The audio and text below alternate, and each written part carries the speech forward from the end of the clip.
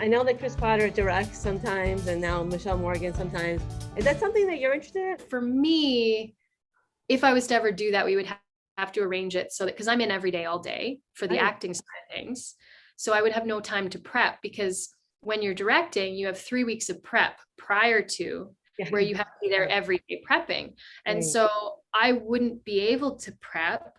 And not only that, I just think it would be too much of a Yeah. workload. I would never want to, because when you're directing, you are basically the conductor of everyone. And there's a lot of people on set, right? There's Right. a lot of different departments, people that, because I think maybe fans of the show that have never really been on a movie set or a film set or seen what goes on, they might just think, oh yeah, the director's there to direct the actors and that sort of thing. And that's a very, very small part of it.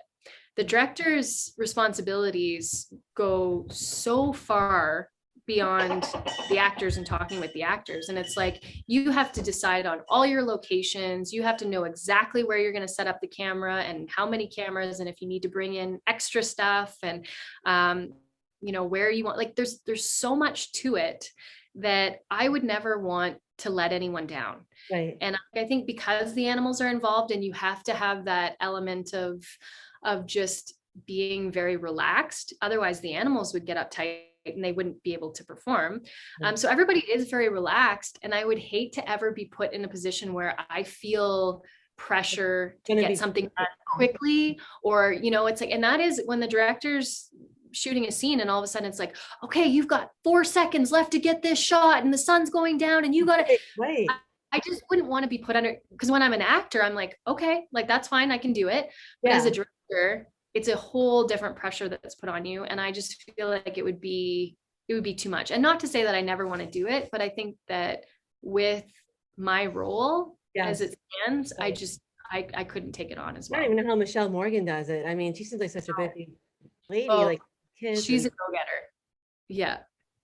So she's not like her character. Her character's like owns a diner, Well, we talked earlier about how I've morphed into my character and vice versa. I think Michelle has done the same. Heather has written Lou very similar to Michelle in some ways. And it's funny how we've all just become more like our characters over the years.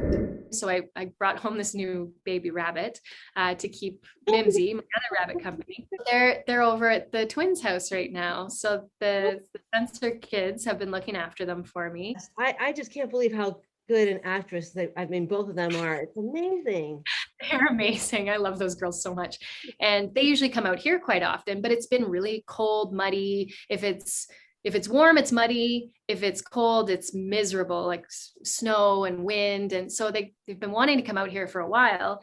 And it's been a couple months since they've been out. So I was like, you know what, guys, how about I just come to you? Because it's not, and we're also in construction mode. So I don't really want kids running around in the lawn. It's kind of dangerous at the moment. So I was like, oh, I'll just pack up some animals and come to you. So I went and had a really nice visit with them. I just said to them, I was like, do you guys want to keep the bunnies for a week or so? And it's perfect because the bunnies are getting attention. So it worked out really well. So I just said, whenever you guys are done with them, just give me a call.